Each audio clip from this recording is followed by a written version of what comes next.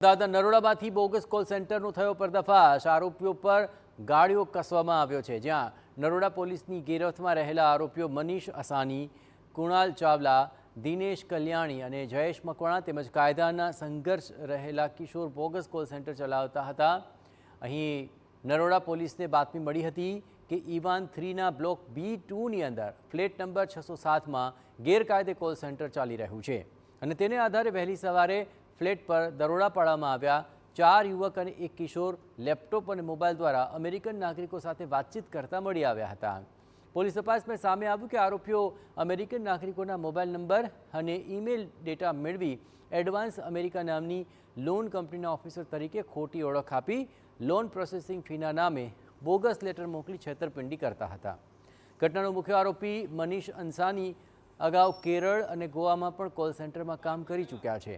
પોલીસે ફ્લેટમાં દરોડા પાડ્યા।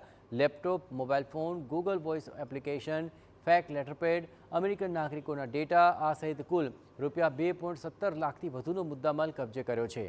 ફરાર આરોપીઓ મયુર મંગલાણી, સુજલ મંગલાણી અને આશીષ ઉર્ફે કેવિનની શોધખોળ હાથ ધરી છે।